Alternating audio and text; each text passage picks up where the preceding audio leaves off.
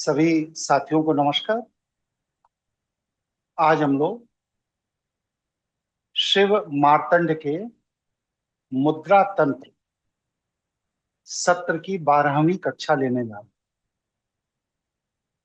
हम लोगों ने बहुत सा अभ्यास और बहुत सा डिस्कशन पीछे किया है। मेरा ये अनुरोध है कि अभी तक जो डिस्कशन किए गए हैं उस पर किसी भी सत्र का कोई भी प्रश्न किसी भी व्यक्ति के मन में अगर जागृत हुआ है तो आप अपनी बात रख सकते रखिए।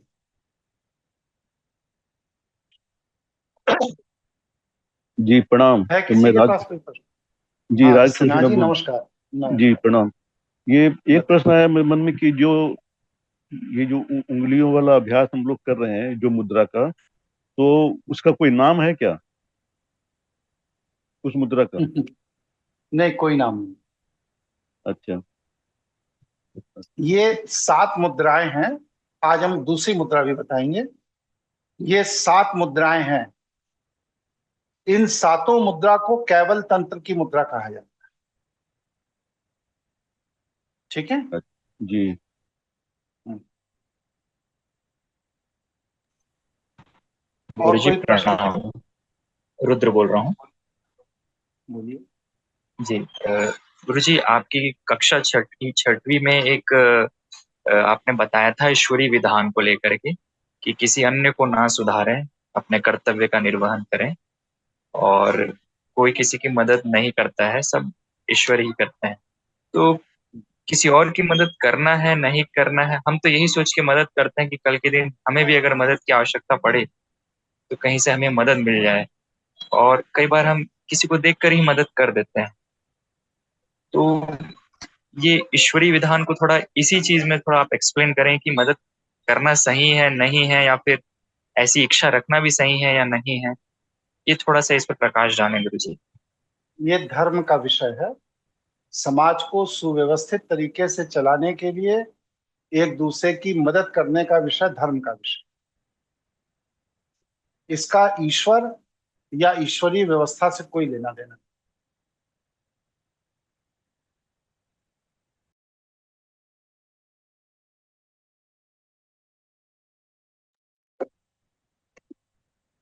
और कोई जी। प्रश्न किसी का? जी, तो इसी प्रश्न पर एक प्रश्न है कि अगर इसका ईश्वरीय व्यवस्था से कोई लेना देना नहीं है, तो हम किसी की सहायता करते हैं, किसी जो नीड में है, तो उससे क्या वो ब्रह्मांडी कौन जो है नीड में? ऊर्जाएं।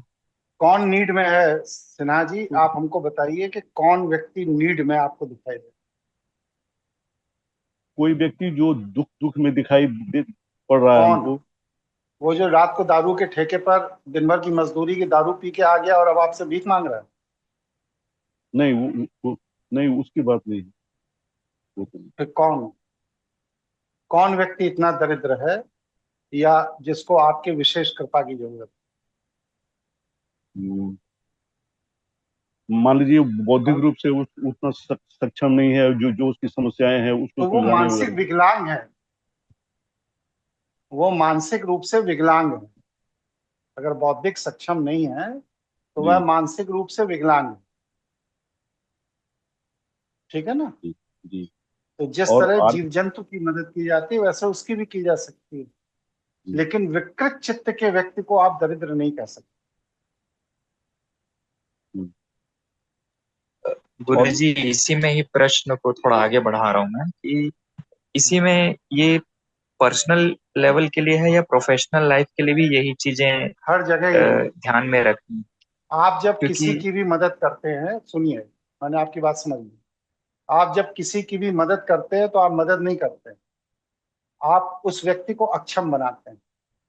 मदद कैसे की जाती है? एक महिला रेलवे स्टेशन के गेट पर खड़ी है, उसे दिल्ली जाना है, वो नहीं जानती है कि ट्रेन में कैसे बैठा जा सकता। आप उसकी मदद में क्या करेंगे बताइए?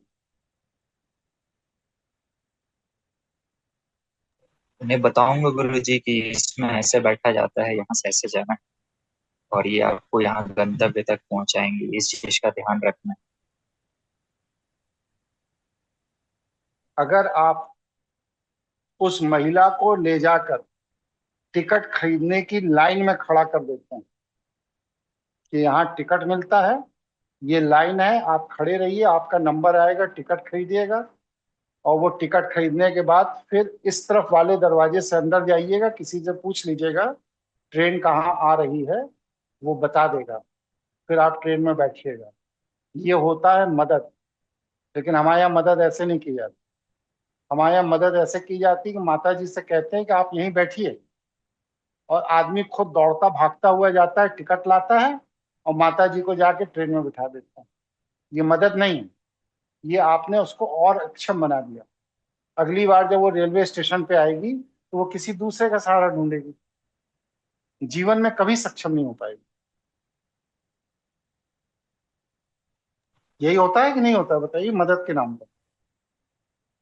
स्पष्ट है गुरुजी।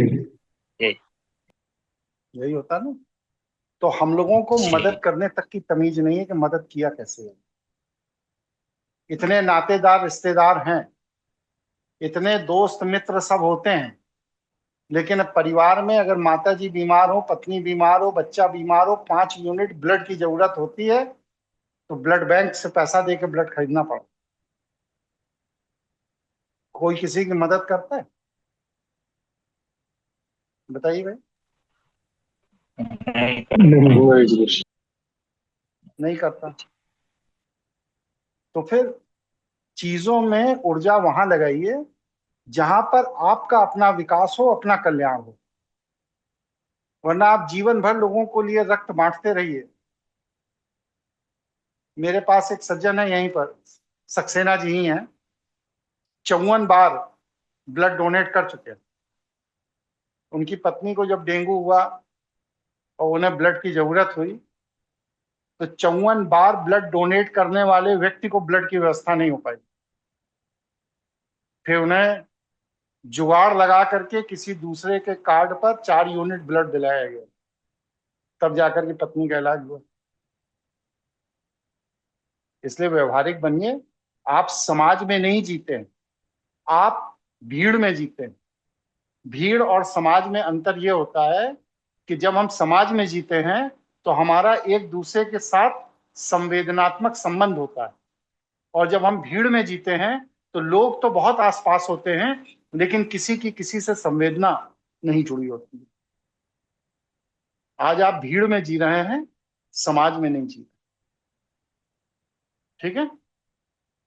गुरुजी हमें यही सिखाया गया है अब तक कि सभी के लिए आपको अनकंडीशनली गलत वर्क सिखाया गया करिए। ना। जी। आपको गलत सिखाया गया ना। यही तो हिंदुओं के सर्वनाश और पतन का कारण है कि उसे शिक्षा ही गलत तरह से दी गई धर्म के नाम पर। वरना कश्मीर से कश्मीरी पंडितों को भागना नहीं पड़ता।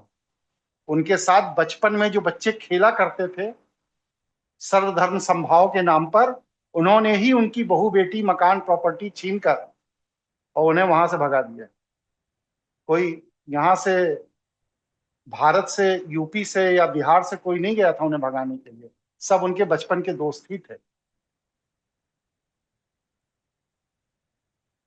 ठीक है। स्पष्ट इसलिए है इस गुरुजी। भ्रम से उबर जाइए। इस दुनिया में कोई किसी का सगा नहीं है। दुनिया के सारे संबंध हित अहित के जुड़े हुए हैं। अगर आप उस हित अहित के संबंधों को भ्रमवश सगा संबंध मान रहे हैं तो ये आपकी त्रुटि। परिवार में खर्चा देना बंद कर दीजिए 4 महीने, पूरा घर परिवार लाठी लेकर खड़ा हो जाएगा, आपको दरवाजे से बाहर निकाल देगा, कोई रोटी नहीं देगा। आप क्योंकि घर का खर्चा उठाते हैं इसलिए आपको घर में सम्मान से रहने की जगह मिलती है। व्यवहारिक बनिए। मेरे इस बात पर किसी को आपत्ति हो तो आप अपनी बात रखिए। नहीं, सहमत है गुरु जी। सहमत। स्पष्ट है गुरुजी, सहमत। गुरुजी एक तो हम आखिरी लोग, प्रश्न था जी। ये प्रोफेशनल लाइफ में गुरुजी ऐसा है कि हम किसी को दूसरे को कार्य करने बोलते हैं कि आपका कार्य है, तो बहुत ही संघर्ष का सामना करना पड़ता है। तो आपने जैसा बताया किसी अन्य को ना सुधारें, तो हम प्रोफेशनली हम उस वक्त क्या करें चुप हो जाएं जब सामने वाला हमें उल्टा जवाब दे रहा है, ये क्या करें? इस पे थोड़ा सा आप अपना ये आपका मार्गदर्शन निजी प्रश्न है, सार्वजनिक मंच पर नहीं। ये आपकी निजी समस्या है, निजी तौर पर प्रश्न करिएगा, मैं जवाब दूंगा। सार्वजनिक रूप से सबका समय इसमें मत लगेगा, ठीक है? स्पष्ट स्पष्ट ठीक। जी। तो जैसा मैंने पिछले प्रवचन में बताया था कि आत्मविकास के 3 चरण हैं। पहला मौन, दूसरा एकांतवास और तीसरा कैवल्य। यही कैवल्य की अवस्था में जब आप जाते हैं तो आपको स्वदर्शन, अपनी पहचान होती है, और अनहद ध्वनि, जो ईश्वरीय ध्वनि है ओंकार की, वो स्वतः सुनाई देने लगती। व्यक्ति के भाव का विश्लेषण करने का सामर्थ्य आप में पैदा हो जाता है, और आप जब किसी भी जीव जंतु पशु पक्षी के भाव का विश्लेषण करने का सामर्थ्य पा जाते हैं, तो ईश्वर आपको यह भी सामर्थ्य देता है कि आप अपनी मानसिक शक्तियों से उसके भाव को बदल भी सकते। इसके बाद अगला सूत्र जो मैंने डिस्कस किया था वो ये किया था कि जिस पर ईश्वर की कृपा होती है उसके अंदर विशेष दिखने की इच्छा खत्म हो जाती है। अब वो अपनी तारीफ या अपने बड़े होने के एहसास के लिए कोई अतिरिक्त दिखावा नहीं करता, कोई आडंबर नहीं करता। वो पूरे जगत में जो अंदर है वैसा ही बाहर दिखने की स्थिति में रहता है। सभी जीव जंतु पशु पक्षी के साथ उसका एकाकार संबंध हो जाता है। मतलब सब एक दूसरे को ऊर्जा के स्तर पर पहचानने लगते हैं। उसका कोई अहंकारी आडंबर उसके आसपास नहीं होता। प्रकृति ऐसी स्थिति में उसके इशारे पर उसकी भावनाओं के अनुरूप चलने लगती है, और ऐसे व्यक्ति का नित्य नया कल्याण का मार्ग खुलता चला जाता। ये मैंने पिछली बार आपके सामने अपनी बात रखी थी। यहां तक किसी के मन में कोई प्रश्न पैदा हुआ हो तो पूछिए, फिर आज का विषय। गुरुजी प्रणाम, धीरू बोल रहे हैं। बोलो। गुरुजी, भाव आश्रित विचार की बात आपने पिछली बार करी थी, तो भाव आश्रित विचार से आदमी मुक्त कैसे हो सकता है? कभी नहीं हो सकता। माया क्षेत्र में अगर आप माया के प्रभाव में हैं तो भाव आश्रित विचार से मुक्त नहीं हो सकते। तो जब गुरुजी तक कि रह आप सकता है? योग, सुन लीजिए पूरी बात सुनिए, जब तक कि आप योग में चित्त स्थिर नहीं कर लेते। जब आपका चित्त स्थिर हो जाएगा योग में, तब आप विचार से अपने को अलग कर लेंगे। लेकिन जब तक चित्त स्थिर नहीं है तब तक विचार के साथ रसास्वादन जुड़ा है, और जब तक रसास्वादन जुड़ा है तब तक आप कभी भी अपने को भाव आश्रित विचार से अलग नहीं कर सकते। ठीक है? ठीक है गुरुजी। और धन्यवाद कोई गुरु प्रश्न? जी, आपका बहुत बहुत धन्यवाद गुरु जी। हमको तो ये भी पता नहीं था जी समाज में कैसे जिया जाता है, कैसे वो। आपने आपका प्रवचन सुन के और आप मेरे में गुरु जी बहुत बहुत ज्यादा बदलाव आया जी। बहुत बहुत आपका बहुत बहुत अच्छा, बहुत धन्यवाद गुरु जी। बहुत अच्छा। जीवन बदलना चाहिए, जीवन के संघर्ष कम होना चाहिए। जीवन में जो नकारात्मक लोग आपको घेरे हुए हैं वो आपसे स्वतः दूर हो जाएं बिना किसी संघर्ष के। यही मेरे को ईश्वर की उपलब्धि। मेरे को गुरु जी कोई भी कुछ कहता, बहुत ज्यादा गुस्सा भी, अंदर घृणा द्वेष, ये बहुत ज्यादा कम हो गए गुरु जी। आपका बहुत बहुत धन्यवाद। संसार में कैसे जिया जाता है और ठीक, कैसे। ठीक। अब हम लोग आज के विषय पर डिस्कस कर रहे हैं कि जीवन की व्यक्ति समस्याओं को सुलझाने की कोशिश कर। जीवन में कोई ऐसा व्यक्ति नहीं है जिसके जीवन की कोई ना कोई समस्या ना हो। हम क्या करते हैं, ये मानते हैं कि हम बुद्धिजीवी हैं, हम समझदार हैं, भगवान से ज्यादा अकल मेरे पास है, इसलिए हम अपने जीवन की सब समस्या अपनी बुद्धि से सुलझा लेंगे। ये भ्रम रहता है नहीं रहता है, बताइए? जी जी जी गुरु जी। रहता है। जी। रहता है ना? और जब आप अपनी बुद्धि से अपनी समस्या सुलझाने की चेष्टा करते हैं तो क्या समस्या सुलझती है? आज तक कोई ऐसा व्यक्ति है जिसके जीवन की समस्याएं सब सुलझ गई हैं? कोई उदाहरण है नहीं आपके पास? गुरुजी। नहीं सुलझती सुलझ नहीं, सकती। सुलझती नहीं गुरुजी, उलझ जाती है। माया क्षेत्र का ये लक्षण ही है। जैसे किसी चीज का एक लक्षण होता है, उसी तरह माया क्षेत्र का यह लक्षण है। क्या लक्षण है? फिर सुनिए, माया क्षेत्र का यह लक्षण है कि अगर आप इस पिंड में रहकर अपनी बुद्धि से ईश्वरीय व्यवस्था से उत्पन्न समस्या को सुलझाने की चेष्टा करेंगे तो आपकी समस्या नित्य बढ़ती चली जाएगी।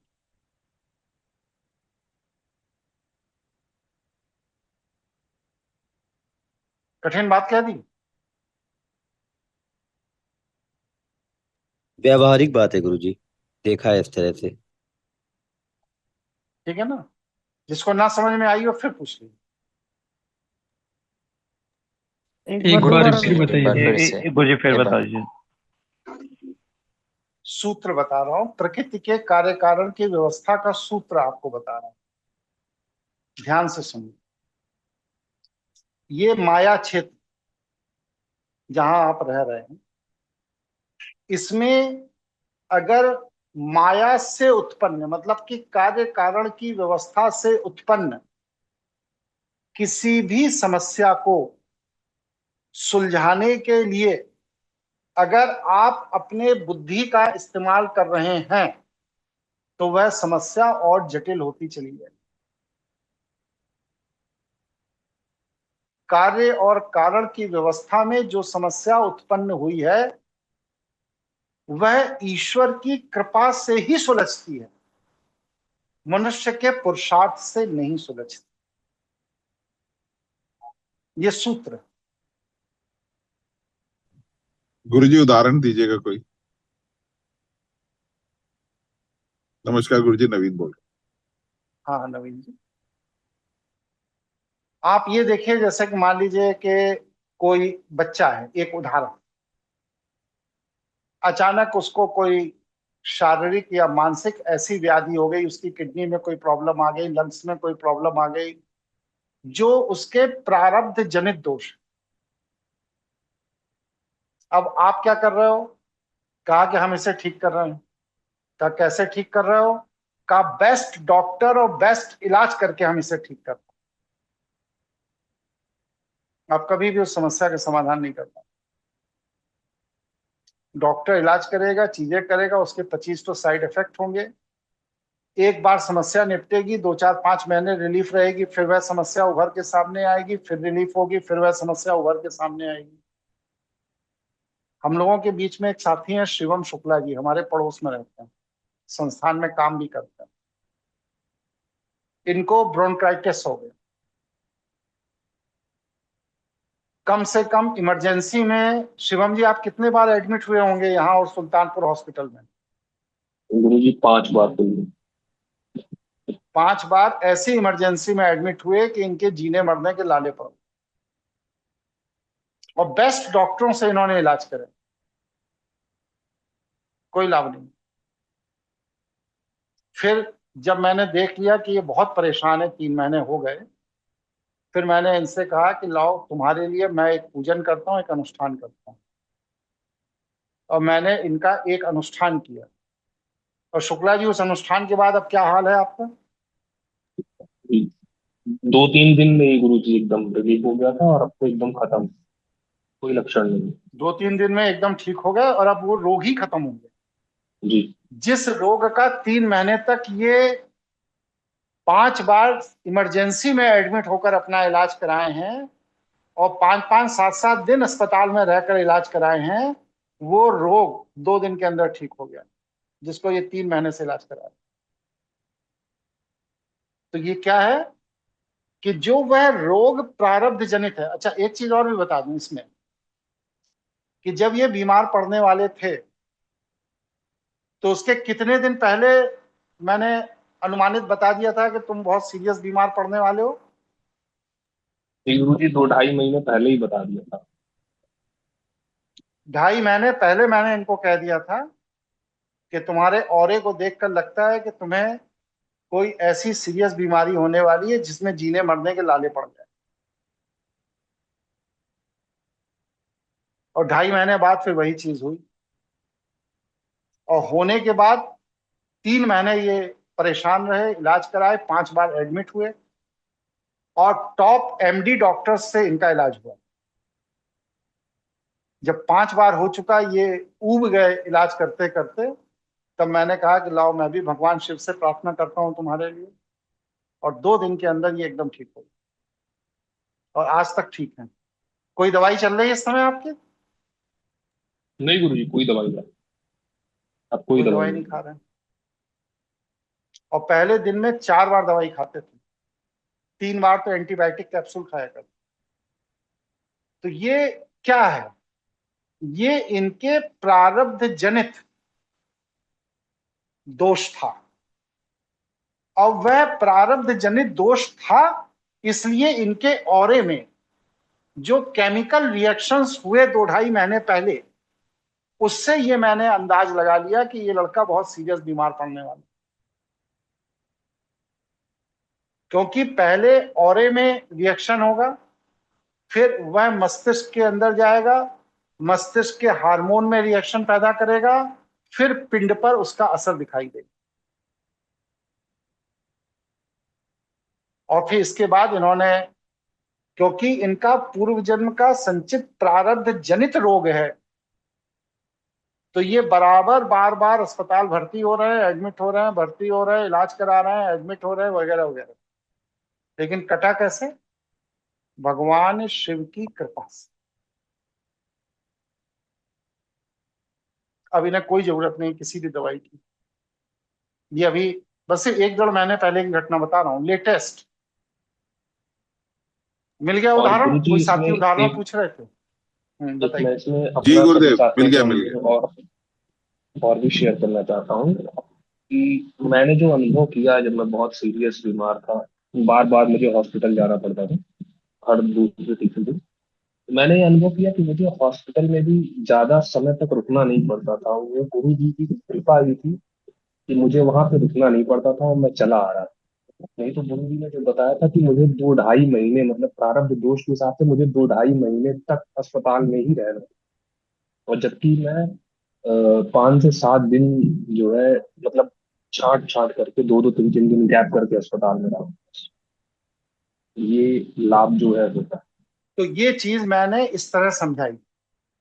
तो सबसे बड़ी चीज क्या है, इसको समझिए, ईश्वर की कृपा कैसे होती। अगर आपके अंदर कोई प्रारब्ध जनित दोष काल के प्रवाह में पैदा हो गया, और उस दोष के लिए दुनिया में कहीं भी किसी भी हॉस्पिटल किसी भी डॉक्टर को आपने दिखा लिया, और आपका वह दोष का निवारण नहीं हो पा रहा है, तो उस स्थिति में भगवान शिव की कृपा से वह दोष ठीक होगा। दुनिया का कोई डॉक्टर उसे ठीक नहीं कर सकता। स्पष्ट है? समझ में आ गई बात? जी गुरुजी। गुरुजी जी यहाँ गुरु पर एक प्रश्न था। बोलिए बोलिए। गुरुजी, जो ये प्रारब्ध हमारे जो रोग बन के आते हैं, ये हमें कैसे पता चले कि ये वैसे हमारे शरीर में रोग उठा है, या ये हमारे कोई पूर्व जन्म का संचित कर्म है जो हमारे सामने आया है? क्योंकि वो एक पर्सन, घर फैमिली मेंबर एक नहीं ही उसको काटता, वो पूरी फैमिली ही डिस्टर्ब हो जाती है। तो उसमें सब। जी जी गुरुजी। बिल्कुल सही है। देखिए बहन जी, कल ही बात हो रही थी, वो जो अपने डॉक्टर साहब जुड़ते हैं अमेरिका से, उनसे बात हो रही थी, तो मैंने क्या कहा था, कोई भी हानि या लाभ व्यक्तिगत नहीं होता। मैं अगर अभी मंत्री हो जाऊं, तो जो राजयोग मेरी कुंडली में है उसका लाभ मेरे पूरे कुल खानदान परिवार रिश्तेदार सबको मिलेगा। मैं अकेला मंत्री हुआ हूं, लेकिन उसका लाभ मेरी पत्नी को भी मिलेगा, मेरे बेटे को भी मिलेगा, मेरे परिचित दोस्त मित्र रिश्तेदार जो भी हैं सब लाभ उठाएंगे कि फला व्यक्ति हमारे परिचित है जो मंत्री हो। ऐसे ही होता नहीं होता? जी जी गुरुजी। तो इस तरह लाभ है। इसी तरह एक हानि अगर किसी व्यक्ति की होती है तो व्यक्ति की हानि नहीं होती है, उसमें भी घर परिवार शुभचिंतक जितने हैं वो पूरे इन्वॉल्व हो जाते हैं उसी के अंदर, उसी हानि में फंस जाते हैं। अगर कोई हानि का लक्षण कुंडली के अंदर इस तरह से दिखाई दे रहा है, अगर रोग है तो षष्ठेश कुंडली के छठे भाव का प्रभाव अगर है, अंतरदशा प्रत्यंतर दशा के अंदर और गोचर में भी वही प्रभाव उस समय दिखाई दे रहा है, तो ये समझ लीजिए कि पूर्व जन्म के कर्म का फल है। जी। और अगर ये दोनों स्थिति गोचर और कुंडली में एक साथ नहीं बन रही है तो फिर ये पूर्व जन्म के फल नहीं है, ये आपके अपने इस जन्म के कर्म का फल। जी। क्योंकि गोचर का मतलब ही है कि ब्रह्मांडीय ऊर्जा में भी वह चीज दिखाई देनी चाहिए। अगर वह लक्षण ब्रह्मांडीय ऊर्जा में नहीं दिखाई दे रहा है, बस सिर्फ कुंडली में दिखाई दे रहा है, तो ये आपके अपने कर्म का फल है इस जन्म का। और अगर आपकी कुंडली में वह दोष दिखाई दे रहा है, साथ में ब्रह्मांडीय गोचर की ऊर्जा में भी वही दोष आपके ऊपर दिखाई दे रहा है, तो ये पूर्व जन्म के संचित कर्म का फल है जो आप भोग रहे हैं। जी स्पष्ट हो गया? जी स्पष्ट है गुरुजी। ठीक है। जी। अब यहां पर एक चीज और समझ लीजिए, और बारीक बात बता रहा हूं कि जब इस तरह के ईश्वरीय ऊर्जा का खेल शुरू होता है और ईश्वर आप पर कृपा करके अपना काम शुरू करता है, तो जीवन की सभी समस्याएं स्वतः सुलझने लगती हैं। जैसे ये शिवम जी का, और भी जब ये बीमार हुए होंगे, अब ये तो यही बताएंगे, मैंने इतना अध्ययन नहीं किया, लेकिन और लोगों के लिए भी है कि जब कोई परिवार में बीमार हुआ होता है तो साथ में 20 ठो और समस्याएं भी साथ ही साथ उन्हीं दिनों खड़ी होनी शुरू हो जाती। ऐसा अनुभव है आप लोगों का? नहीं? जी बिल्कुल है। ऐसा होता है गुरुजी। बिल्कुल होता है गुरु। होता है ना? जी। आपके काम रुक जाएंगे, कहीं से पेमेंट आना है वो रुक जाएगा, उसी समय कोई नातेदार रिश्तेदार गिर जाएगा, घर परिवार में कोई और शुभ सूचना होनी थी वो कैंसिल हो जाएगी। इस तरह का योग आपकी बनना शुरू हो जाता है। तो ये क्या है? ये इस बात का स्पष्ट संकेत है कि ईश्वरीय ऊर्जा की कृपा इस समय कम हो गई, और जब वह कृपा दोबारा आती है तो फिर क्या होता है? जीवन की समस्याएं स्वतः सुलझनी शुरू हो जाती। जैसे स्वतः समस्याएं आती हैं, आपको घेरती हैं, उसी तरह वह स्वतः सुलझनी शुरू हो जाती। क्यों? क्योंकि प्रकृति ऑलमाइटी है, सर्वशक्तिमान है, और प्रकृति की कृपा जब हटती है तो माया क्षेत्र के प्रभाव में आपके कष्ट बढ़ जाते हैं, और जब ईश्वर की कृपा होती है तो माया क्षेत्र के प्रभाव में जो कष्ट आपको घेरे हैं वो कम हो जाते हैं।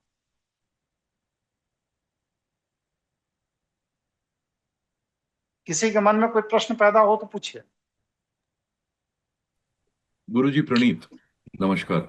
हाँ नमस्कार भैया। गुरुजी प्रश्न मेरा ये है कि आपने अपनी पिछली कक्षाओं में आपके यहाँ जो आपके शिष्य जुड़े हुए हैं उनके काफी उदाहरण दिए कि एक संजय सिंह परमार जी से जिनको आपने, जो काफी मतलब हेल्थ से ग्रस्त थे, तो आपने उनको ठीक कर दिया। अभी आप शिवम जी की बात कर रहे हैं, तो आप तो बहुत सरलता से बोल देते हैं कि आपने कुछ क्रिया की और उनको फायदा हो गया। मेरे दो सवाल हैं। पहली चीज तो ये है कि जो ये आपकी कक्षाएं हैं, क्या ये एक व्यक्ति को जो आपके साथ जुड़ा है उसको उस लेवल पे तैयार करने की एक कोशिश है जिस लेवल पे आज की डेट में आप हैं, क्योंकि आप गुरु हैं और आपने भी किसी से ये चीजें सीखी हैं। और दूसरा मेरा सवाल ये है कि जो मुद्राओं की आप बात कर रहे हैं, ये मुझे लगता है कि काफी पहले का चरण है, क्योंकि जिन क्रियाओं की आप बात कर रहे हैं वो शायद ऊर्जा से रिलेटेड क्रियाएं हैं। तो क्या उन क्रियाओं में मंत्रों का इस्तेमाल है या मंत्रों का कोई उनसे लेना देना नहीं है? कोई लेना। देखिए समझ लीजिए भैया, आपने बहुत बारीक बात पूछी है, मैं इसको एक्सप्लेन कर देता हूं, आज सब लोग समझ। मंत्र का महत्व वैष्णव लोगों ने बढ़ा दिया। मंत्र का तात्पर्य कुछ नहीं, मंत्र का तात्पर्य बस सिर्फ इतना है कि केमिस्ट्री का फार्मूला, सूत्र। अकेला मंत्र कुछ नहीं कर सकता। केमिस्ट्री का कोई भी फार्मूला आप उठाइए, जैसे H2O पानी, इसको आपने उठा लिया और आपने एक तो रुद्राक्ष की माला ले ली और उसको H2O H2O H2O H2O जपना शुरू कर दिया, तो क्या उस माला को जपने से गिलास में पानी भर जाएगा? बताइए भाई। नहीं भरे। नहीं भरेगा। तो मंत्र क्या है? ये सूत्र है। चाहे वैदिक मंत्र हो, चाहे पौराणिक मंत्र हो, चाहे तंत्रोक्त मंत्र हो, चाहे लौकिक मंत्र हो, ये जो 16 तरह के अलग अलग मंत्र विधान हैं, ये बस सिर्फ सूत्र है। अगर आप बस सिर्फ कहीं से उन सूत्रों को पा भी गए, केमिस्ट्री की कोई किताब चुरा भी लाए, तो उससे बस सिर्फ उनके फार्मूलों को पढ़ लेने से आप कुछ नहीं बना पाएंगे। और आज वैष्णव लोगों ने जो प्रपंच फैलाया मंत्रों का, उसी वजह से हिंदू ये सोचता है कि मैं गायत्री मंत्र का जाप कर लूंगा, मैं महामृत्युंजय मंत्र का जाप कर लूंगा, मैं इस मंत्र का जाप कर लूंगा, उस मंत्र का जाप कर लूंगा और ये चीज प्रकट हो जाएगी या ये घटना घट जाएगी। नहीं घटे, कभी नहीं घटे, क्योंकि मंत्र के बाद उसका अगला चरण है तंत्र। तंत्र का तात्पर्य है टेक्नोलॉजी। फार्मूला मालूम है लेकिन टेक्नोलॉजी आपको नहीं मालूम कि इस मंत्र का इस्तेमाल कैसे किया जाना चाहिए। एटमॉस्फेयर में पानी के कण हैं, इस पर एक फार्मूला बन गया, लेकिन उस पानी के कण को एटमॉस्फेयर से लेकर के एक गिलास ड्रिंकिंग वाटर बनाने की जो मशीन है, वो तंत्र है। वो टेक्नोलॉजी आपके पास नहीं, जिस टेक्नोलॉजी से वो मशीन चलती है।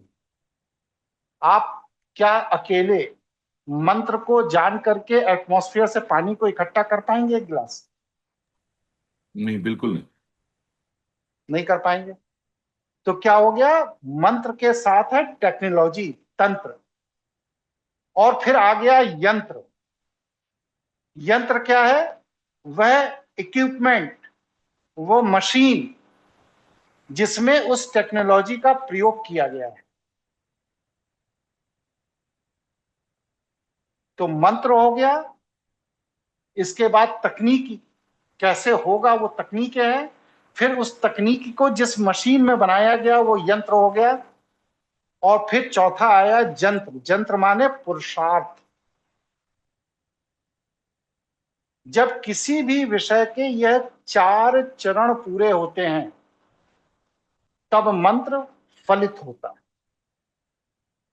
आपने वेदों का जब अध्ययन किया हो, किसी साथी ने अगर किया हो, तो उसमें लिखा रहता है एक शब्द, मंत्र दृष्टा ऋषि, फिर उसके नीचे मंत्र दिया जाता है।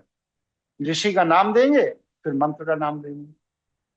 तो मंत्र दृष्टा ऋषि का मतलब यह है कि ये जो नीचे फार्मूला दिया गया है, इस फार्मूले पर फला ऋषि ने तंत्र, यंत्र और जंत्र के 4 चरण पूरे करके इसको सिद्ध करके देखा कि हाँ ऐसा ही है, इसलिए वो मंत्र दृष्टा हो गए।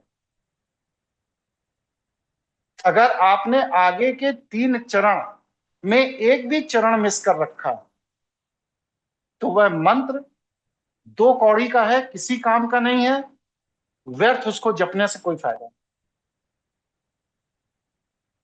स्पष्ट? किसी के मन में कोई शंका पैदा हुई हो फिर पूछिए। नहीं, बिल्कुल स्पष्ट है गुरुजी। ये तो मतलब आई ओपनर वाली चीज है, आंख खोलने वाली चीज है। ये तो मतलब आदमी का, इंसान का कभी ध्यान उस तरफ जाता नहीं है। वो आपकी बात सही है कि हम तो सिर्फ मंत्रों पर ही टिके हुए हैं और उसी को पर्वत की मतलब शिखर समझ रहे हैं, जबकि वो तो बिल्कुल बेस है, वो तो कुछ भी नहीं है। उसके आगे और भी कई सारे चरण। बहुत बहुत धन्यवाद आपका। मैं जो आप लोगों को सिखाना चाहता हूं वो मंत्र, इसके आगे तंत्र, इसके आगे जंत्र और जंत्र या यंत्र, इन 4 का समुच्चय सिखाना चाहता हूं जिससे कि आप आउटपुट निकाल सकें जैसे मैं निकालता हूं। और जो आउटपुट निकालता हूं वो आपके सामने। ये एक समग्र विज्ञान है शैव जीवन दर्शन का, जो मैं आपको देना चाहता हूं। जिसमें पात्रता होगी लेगा, नहीं होगी नहीं, भाग जाएगा। लेकिन जो मैं देना चाहता हूं वो मैं पूरा एक समग्र स्वरूप आपको देना चाहता हूं जिससे आप नेट रिजल्ट निकाल सकें। ये मेरी इच्छा। स्पष्ट है? आगे बढ़े। जी स्पष्ट है। बहुत बहुत धन्यवाद। गुरु जी, रुद्र बोल रहा हूँ, प्रश्न था जी। मैं पेशे से डॉक्टर हूँ गुरु जी, और जैसा आपने बताया तो उसमें मेरे प्रश्न बन रहे हैं कि क्या डॉक्टरों को ज्यादा महत्वाकांक्षी नहीं होना चाहिए किसी मरीज को ठीक करने के लिए? और दूसरा है कि जब दूसरों के प्रारब्ध को काटने हेतु कार्य किया जाता है तो क्या ये ईश्वरीय विधान के खिलाफ है या नहीं है? ये 2 प्रश्न मेरे दिमाग में आ रहे हैं गुरु जी, कृपया मार्गदर्शन करें। एक व्यक्ति ने चाकू भोंक कर किसी को सरेआम मार दिया। इसके बाद पुलिस ने उसको पकड़ा और पकड़ने के बाद लाकर जेल में डाल दिया। अब वहां के रूल के तहत उसके एक निश्चित दिनचर्या है। आप अनावश्यक रूप से कारावास के कानूनों से अलग हटकर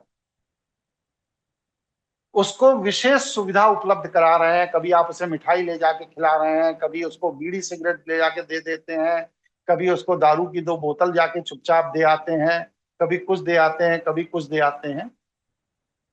अब आप मुझे बस से इतना बता दीजिए कि जिस दिन जेलर की निगाह आप पर पड़ जाएगी उस दिन वह आपको पुरस्कृत करेगा या दोषी ठहराएगा? दोषी ठहराएगा गुरु जी। दोषी ठहराएगा। क्यों? क्योंकि वह एक कर्म की सजा भोग रहा है जेल। उसी तरह अगर कोई व्यक्ति अपने जीवन में किसी भी अपराध को पूर्व में किया है और कार्य कारण की व्यवस्था के तहत अब वह उसका दंड भोग रहा है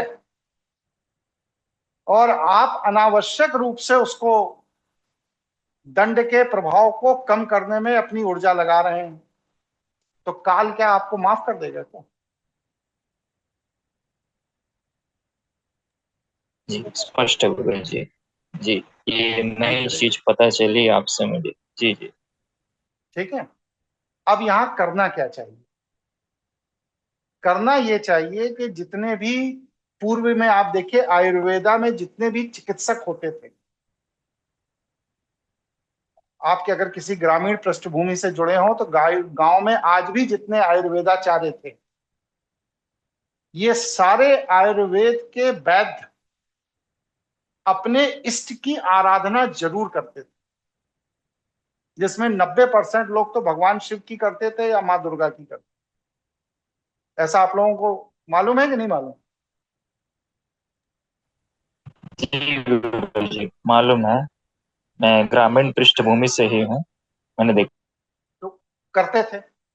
वो क्यों करते थे? वो इसलिए करते थे कि जब मैं काल के प्रवाह के विपरीत जाकर किसी के कष्ट का हरण करूं और ईश्वरीय व्यवस्था मुझसे नाराज हो तो मेरा इष्ट देवता या इष्ट देवी हमारी रक्षा करे, इसलिए करते। लेकिन आज डॉक्टरों को देख लीजिए, उन्हें तो समय ही नहीं है। परसों नरसों जो अमेरिका से डॉक्टर साहब जुड़ते हैं, उन्होंने क्या कहा कि डॉक्टरों का लाइफ स्पैन छोटा होता है दूसरों के मुकाबले, जबकि वह मेडिसिन की ज्यादा अच्छी समझ और जानकारी रखते हैं। फिर भी डॉक्टर 60, 62, 65 तक शारीरिक रूप से थक जाता है, किसी कार्य के योग नहीं बचता। और वहीं पता लगा कि उसी के गांव के मास्टर साहब होते हैं, 85 साल की उम्र में पूरे गांव भर में चप्पल पहन के घूमते रहेंगे, उन्हें कोई दिक्कत नहीं होगी। लेकिन डॉक्टर साहब को दिक्कत हो जाती है। क्यों हो जाती? उसका कारण बस सिर्फ साधना की कमी। अगर डॉक्टर किसी का भी हित कर रहा है, कोई बुराई नहीं हित करने में, हम भी करते हैं, आप भी करते हैं, करना चाहिए। लेकिन वह व्यक्ति अगर काल के प्रवाह से दंडित है और आप उसके दंड के प्रभाव को कम कर रहे हो, तो आत्मरक्षा के लिए कुछ तो देव कृपा इकट्ठी कर लो भाई मेरे। और अगर कोई देव कृपा आपने अपने ऊपर इकट्ठी नहीं कर रखी है, तो काल का दंड जब चलेगा तो आपकी दीर्घायु हो ही नहीं सकती, चाहे आप जितने भी बड़े डॉक्टर।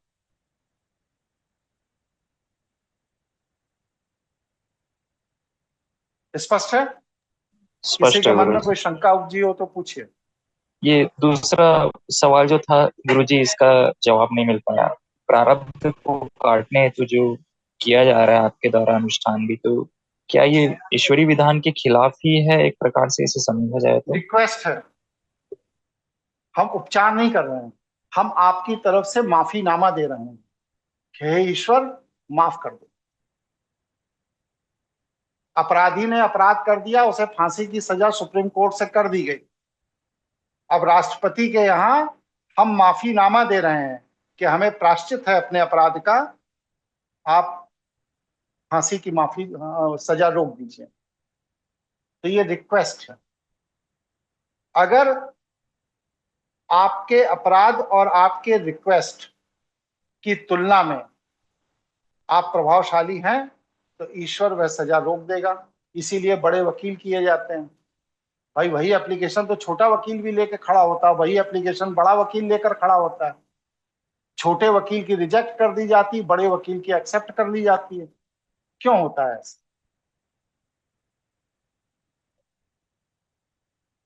उसका अपना औरे का प्रभाव होता है बड़े वकील का। उसी तरह यहां पर भी उच्च तांत्रिक और सामान्य चलते हुए बाजारी पंडित का फर्क है। वही अनुष्ठान, वही पूजन बाजारू पंडित करेगा, रिजल्ट नहीं आएगा। वही पूजन, वही अनुष्ठान कोई उच्च ऊर्जा का ब्राह्मण करेगा, रिजल्ट आ जाएगा। ये फर्क। बहुत बहुत धन्यवाद गुरुजी, ये मेरे जीवन में काफी काम आएंगी आगे।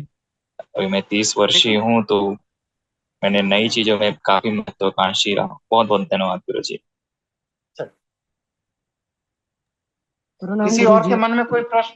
हाँ बोलिए। गुरुजी मेरे मन में एक प्रश्न है बड़े टाइम से।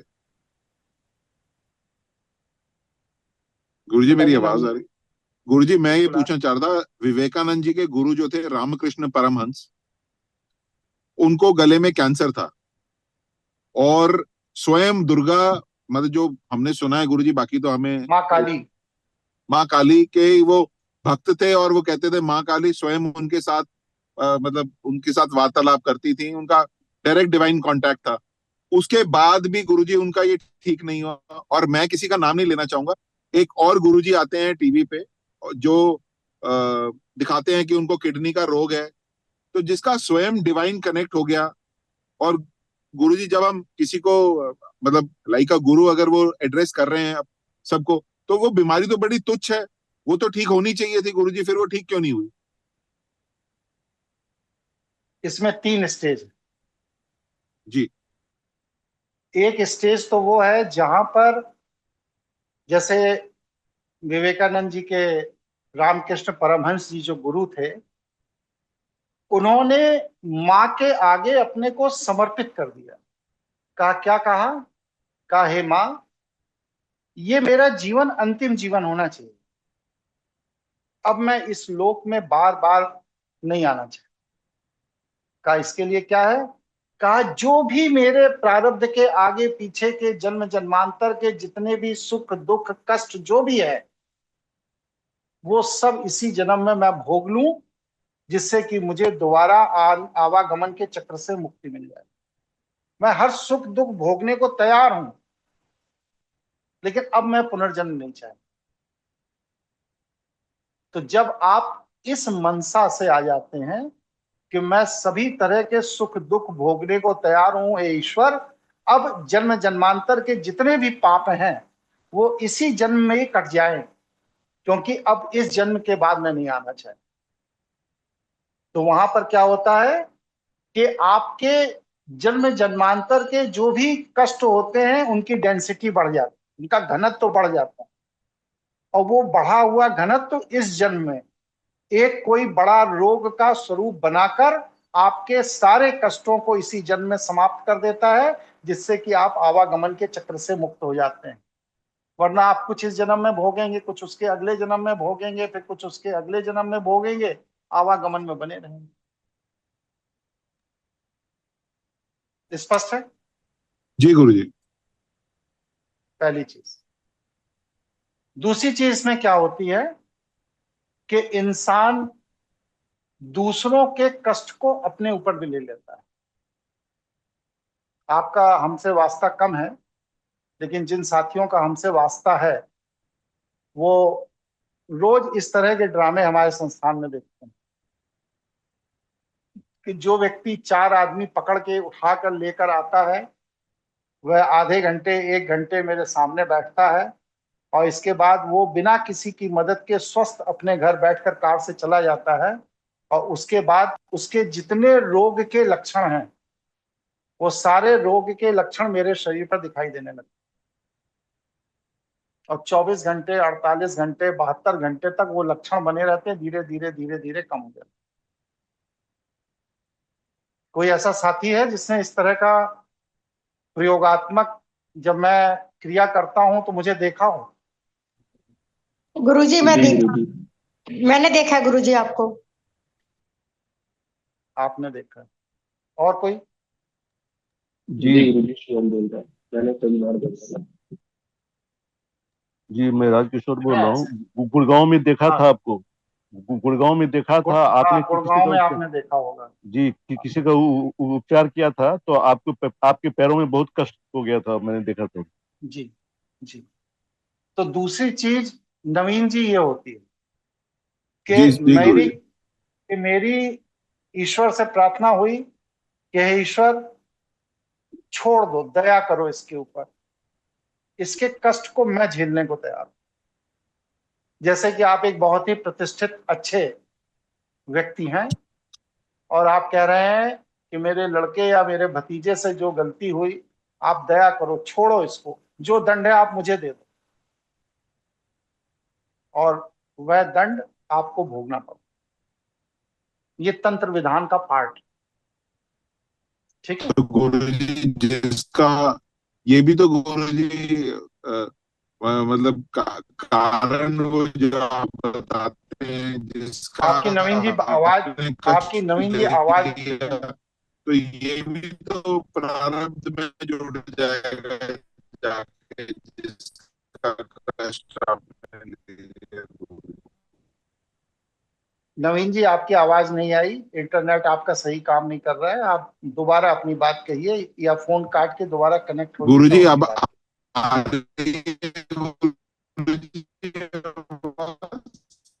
नहीं आ रही। कोई दूसरा व्यक्ति इनका प्रश्न समझ पाया हो तो पूछ लीजिए, मैं उत्तर दे दूं। आवाज नहीं आ रही गुरुजी की। छोड़। तो दूसरा तरीका ये है, और तीसरा तरीका ये होता है कि जब गुरुजी आप अब सुन पा रहे हैं गुरुजी मेरे को? हाँ सुन पा रहे हैं, बताइए।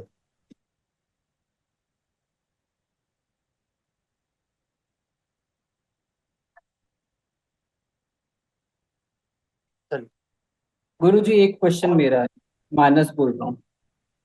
बोलिए मानस जी। जैसा अभी आपने बताया कि लोगों के रोग हम अपने शरीर पे ले लेते हैं रिक्वेस्ट करके भगवान को, तो ये हम लोगों के लिए भी पॉसिबल हो सकता है, हम भी ऐसा कर सकते हैं? आप साधना में उस स्तर पे चले जाइए, जो मैं सिखाना चाहता हूँ सीख लीजिए, बिल्कुल ले सकते। क्योंकि इस चीज के लिए मैं बहुत दिनों से प्रयत्न कर रहा हूँ, ये मैं कर नहीं पाता हूँ। आप साधना के उस स्तर पर जाइए, अपनी मानसिक ऊर्जा को उस स्तर तक पहुंचाइए जहां पर आप दूसरे के प्रारब्ध के कष्ट के अंश को अपने ऊपर ले लीजिए। आप बिल्कुल जी। कर सकते हैं, कोई भी कर सकता है, आप नहीं, कोई भी कर सकता तो ये जो हम अभी ये क्रिया सीख रहे हैं, ये क्रिया से ही ऐसा पॉसिबल है? है।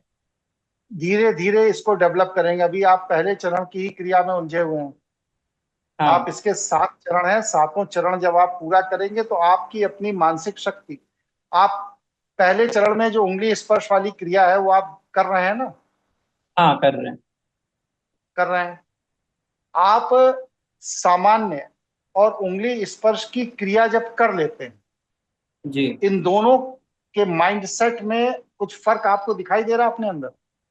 हाँ बिल्कुल दिखाई दे रहा है। जब ये क्रिया कर रहे हैं तब हम एक थॉटलेस कंडीशन में पहुंच जाते हैं, मतलब कुछ समय वो तक हम बिल्कुल थॉटलेस रहते हैं। हाँ, वो मिड ब्रेन आपका एक्टिवेट होता है, ब्रह्मांड्र हाँ। जो दोनों मस्तिष्क का केंद्र बिंदु है वो आपका एक्टिवेट हो जाता है बस एक क्रिया से। आज मैं दूसरी क्रिया बता रहा हूं, अभी समझ लीजिए। जी। ये उंगली लीजिए, ऐसे जोड़िए। ये उंगली लीजिए, ऐसे जोड़िए। अब ये 2 उंगलियों को इस उंगली के बीच से निकालना है, और फिर 2 उंगली को ऐसे निकालना, फिर इसको ऐसे निकाल देना, फिर ऐसे निकाल देना, फिर ऐसे निकाल देना, फिर ऐसे निकाल देना। करके देखिए सब लोग। गुरुजी एक बार और बताएंगे? बताएंगे? फिर से बताए, चलो। जी। तर्जनी तर्जनी जोड़ दी, कनिष्ठिका कनिष्ठिका जोड़ दी। अब ये 2 उंगली इस हाथ की जो है, इसको जोड़कर इस उंगली के बीच से निकालकर बड़ी कर ली। अब यहां से ये 2 उंगली निकाल कर फिर बड़ी कर ली, फिर इधर बड़ी कर ली, फिर इधर बड़ी कर ली। ऐसे करिए। हो पा रही है आपको? हाँ पा रही है गुरुजी गुरुजी। हो पा रहे हैं। हो पा रही है ना? इसको करना है 5 मिनट। पहली चीज में क्या है कि पूरे दिमाग की ऊर्जा समेटकर एक बिंदु पर आ रही है, ब्रह्मांड में। अब ब्रह्मांड में जब ऊर्जा आ रही है तो वो ऊर्जा हो गई कंसंट्रेट। अब उसको हिट करना है, तो ये हिट करने का अभ्यास।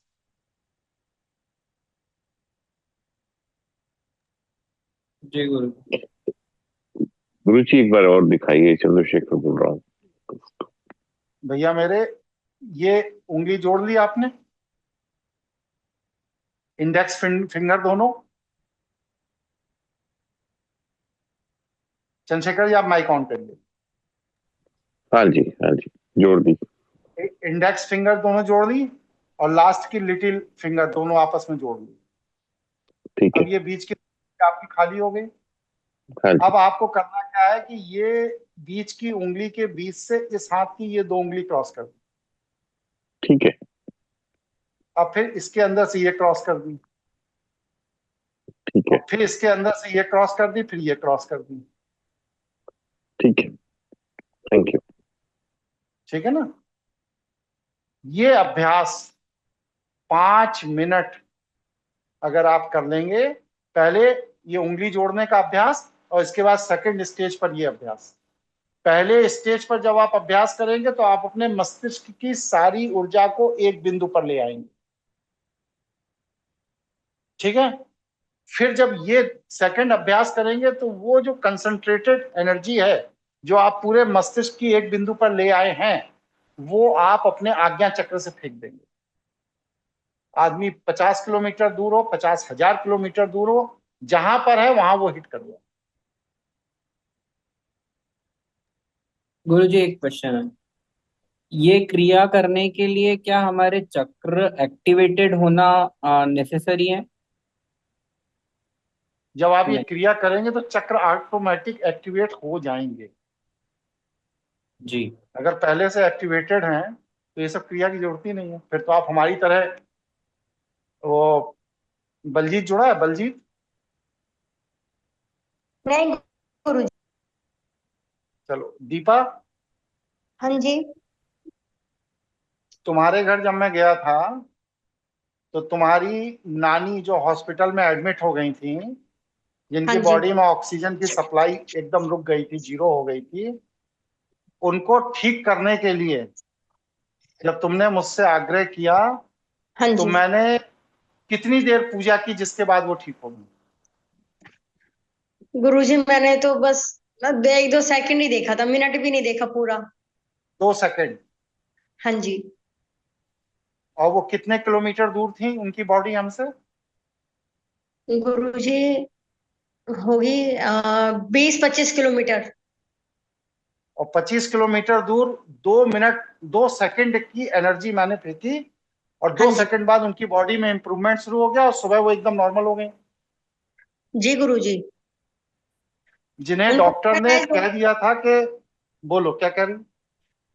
उनको वो हो गया था पैरालाइज, वो ठीक हो गई थी मॉर्निंग में। जिनको डॉक्टर ने ये कह दिया था कि अब ये जीवन भर व्हील चेयर पे चलेंगी हाँ जी। क्योंकि पूरे शरीर में पैरालिसिस हो गया है, हाँ। और अब ये कभी भी किसी से बोल नहीं पाएंगी। जी। मात्र 2.5 घंटे के अंदर वो बोलने भी लगी और अब वो अपने घर में सब काम करती फिरती है, 90 साल की एज। हाँ जी। ये पैरालिसिस रिकवर कैसे हो गए? गुरुजी ये मेडिकल मैं साइंस तो आपकी वो समझती हूँ। नहीं, हम आपकी बात नहीं कर रहे हैं, हम बड़े बड़े डॉक्टर्स हमारे साथ जुड़े हुए हैं, उनसे बात करते हैं। ये कैसे हो गया? ये तंत्र इस तरह हो जाता है, ठीक है नहीं? ये आप भी कर सकते हैं, मैं सिखाना चाहता हूं, लेकिन लोगों का समर्पण नहीं है। अब क्या है, बस एक प्रिकॉशन लेना है कि जो मैं सिखा रहा हूं उसी तरह से टेक्नोलॉजी का इस्तेमाल करना है। अगर आप उसमें दाएं बाएं जाएंगे तो कार का एक्सीडेंट भी हो सकता है। ये ध्यान रखना है बस। जैसे जैसे सिखा रहे हैं वैसे वैसे बढ़िए, आप भी मेरी ही तरह आश्चर्यजनक रिजल्ट दे देंगे। दुनिया के किसी भी पेशेंट के लिए किसी भी दवाई की जरूरत नहीं। इस दिमाग के अंदर 84 लाख दवाइयों को बनाने के कारखाना भगवान ने जन्मजात पहले से दे रखा है। उसके अंदर हार्मोन का असंतुलन होता है, इसलिए हमारे 72,000 नाड़ियों के अंदर ऊर्जा का प्रवाह असंतुलित हो जाता है। और ये जो ऊर्जा का प्रवाह असंतुलित हो जाता है यही सभी रोगों की जड़ है। क्यों मानस जी, आप बताइए, आप तो एक्यूपंक्चर और एक्यूप्रेशर के एक्सपर्ट डॉक्टर हैं, आपका क्या मत है? क्या गुरुजी? इतनी देर से मैं क्या बोल रहा था उस पर आपकी सहमति है या नहीं? हाँ सहमति है, बिल्कुल सहमति है। अभी अभी ये जो आप बोल रहे थे अभी मेरे दिमाग में कुछ और चल रहा था। फिर से बोले तो आप जी। सहमति असहमति दे दीजिए। जी। मैं ये कह रहा हूं कि दुनिया में किसी के ठीक होने के लिए किसी भी दवाई की जरूरत नहीं। बिल्कुल। इंसान के मस्तिष्क के अंदर 84 लाख दवाइयां बनाने का कारखाना भगवान ने जन्म से दे रखा है। बिल्कुल, तभी तो हम निडल्स के माध्यम से हार्मोन्स को बैलेंस कर देते हैं। हाँ, और वो जो दे रखा है उससे जो ऊर्जा पैदा होती है वही हमारे 72,000 नस नाड़ियों में प्रवाहित होती है। जी। तो हम स्वस्थ रहते हैं। बिल्कुल। और जब वहां पर ऊर्जा का असंतुलन हो जाता, क्योंकि हमारे ब्रेन के अंदर हार्मोन का असंतुलन हो गया, तो हम बीमार हो जाते। जी। तो हमारा बीमार होना ऊर्जा का असंतुलन है। और अगर हम ऊर्जा को संतुलित स्वयं कर लें, या योगेश कुमार मिश्रा जैसा कोई व्यक्ति है जो आपकी ऊर्जा को संतुलित कर दे, तो आप स्वस्थ हो जाएंगे। माइक्रो सेकंड लगते हैं इसमें। जी। विवेकशील जी जुड़े? जी गुरु जी, प्रणाम गुरु जी। विवेकशील जी हैं, इनके अपने परिवार के कोई सज्जन थे, उनको दोनों पैर और एक कंधा उनका खराब हो गया था। डॉक्टरों ने ये कह दिया था ये जीवन में ठीक नहीं होंगे। दिल्ली के कितने हॉस्पिटल में उनका इलाज कराया था विवेक जी आप लोगों ने? सब में एम्स में भी करवाया, गंगाराम में भी करवाया था गुरु जी, फिर 2 और हॉस्पिटल में भी करवाया, 3-4 मतलब 4-5 हॉस्पिटल दिल्ली में। फोर्टिस सब जगह इलाज कराया है।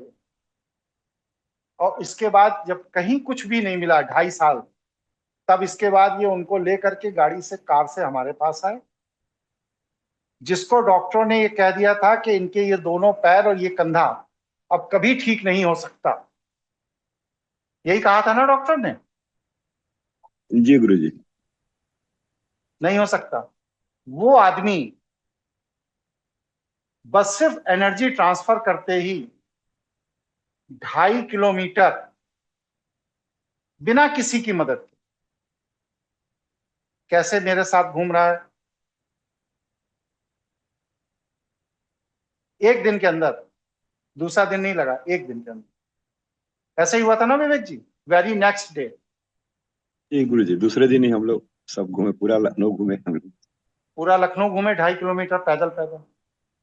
जी। और उसमें भी वो 40-42 सीढ़ी नीचे उतर के गए, सीढ़ी उतर के ऊपर भी आ गए। वो व्यक्ति जिसके दोनों पैर और एक कंधे में डॉक्टर ने कह दिया कि ये पैरालिसिस से कभी ठीक ही नहीं हो सकता, वो कैसे चल के जाएगा? चला है सब कर लिया। कहाँ है मेडिकल साइंस?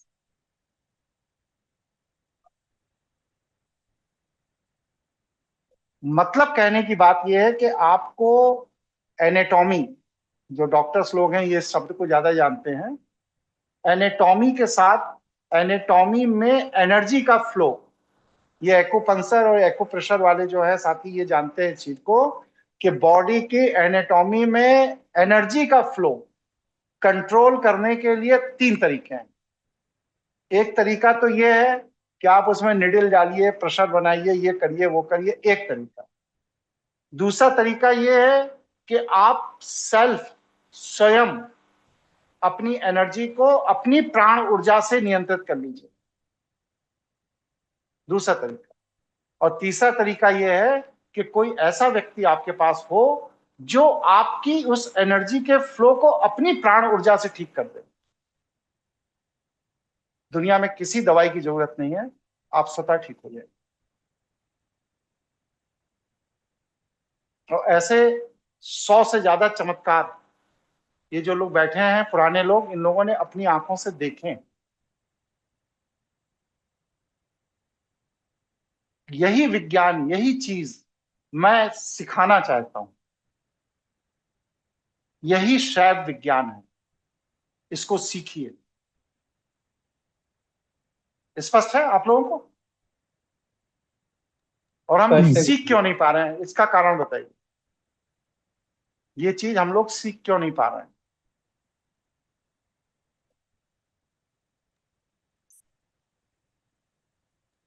वृत्ति नहीं है गुरु जी सीखने की।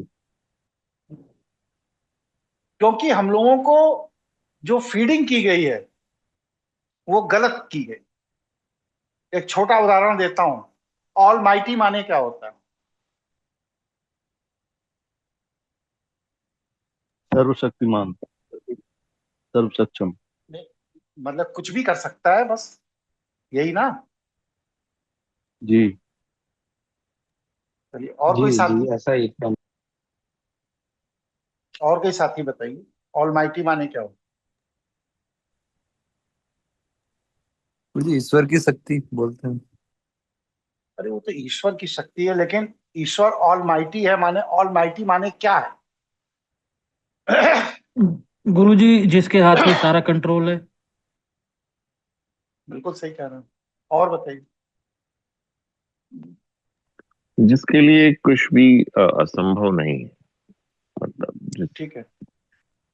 तो वो ईश्वर क्या राम और कृष्ण दोबारा पैदा कर सकता है?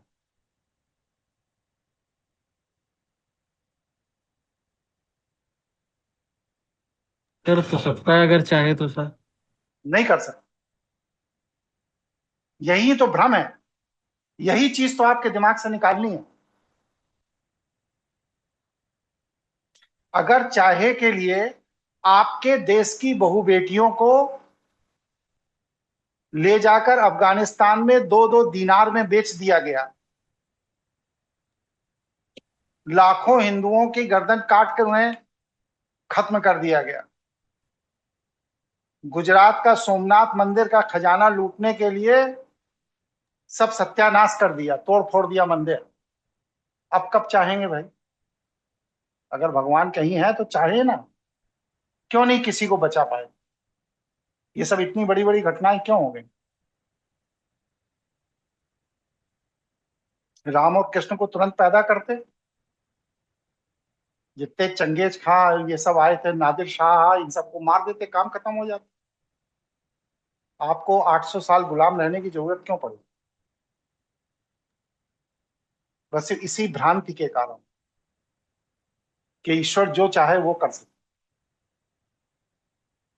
हमारे प्रश्न का उत्तर दीजिए भैया। मैं ज्यादा आप लोगों को परेशान तो नहीं करता हूँ, नहीं तो आप लोग कहें लो भाई मुझे गुरुजी बहुत परेशान कर रहे हैं।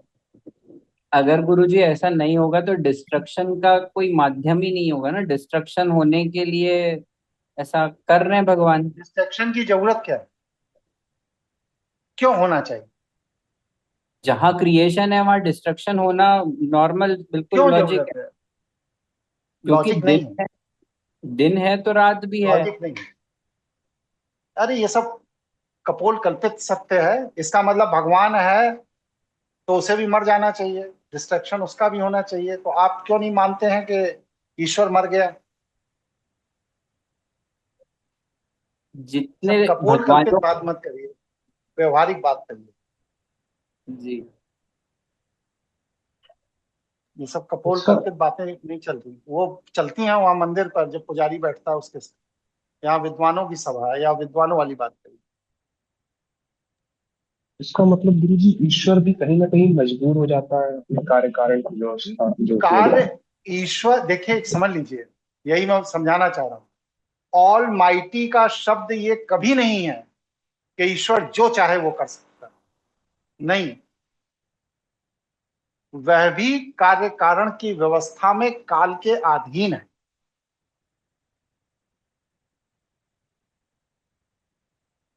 वह भी कार्य कारण की व्यवस्था में काल के अधीन है। जो सृष्टि का क्रम चल रहा है, चल रहा है, चल रहा है, वो चलता रहेगा। उसे ईश्वर बदल नहीं सकता, वैसे ही चलेगा। ऑल माइटी का तात्पर्य बस सिर्फ इतना ही है कि एक ऐसी ऊर्जा जिसे अपने कार्य करने के लिए किसी के मदद की जरूरत है,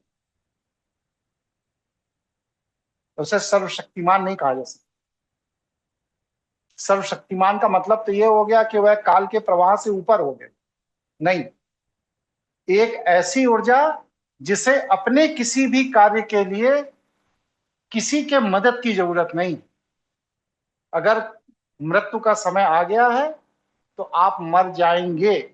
मृत्यु को आपको मारने के लिए किसी दूसरे की जरूरत नहीं कि कोई आके आपका गला दबाए तभी आप मरेंगे ना।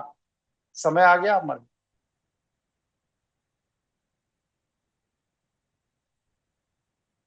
इसलिए मृत्यु ऑलमाइटी।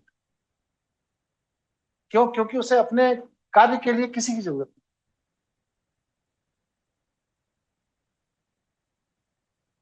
लेकिन मृत्यु सर्वशक्तिमान नहीं है।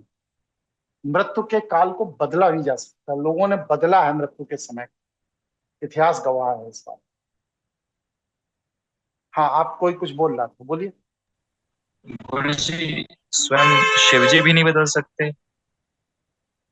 आप बात मैं क्या कह रहा हूं आप सुनते नहीं है क्या ध्यान से? अभी अभी लास्ट लाइन मैंने क्या बोली है कि मृत्यु के समय को बदला जा सकता है, लोगों ने बदला है। अब आप कह रहे शिव जी बदल सकते कि नहीं बदल सकते?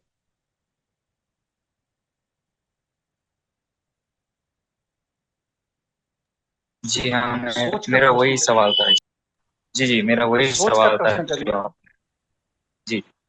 प्रश्न पूछना भी एक कला है, सही प्रश्न ही निकलना चाहिए। ये इस बात की सूचना है कि आप मेरी बात को गंभीरता से नहीं सुनते। सुनने के बीच में आपका दिमाग कहीं और चला जाता है। आपके अंदर एकाग्रता की कमी है, चिंतन की कमी है। इसलिए जो बात का जवाब मैं दे चुका हूं वो प्रश्न आप दोबारा पूछना है।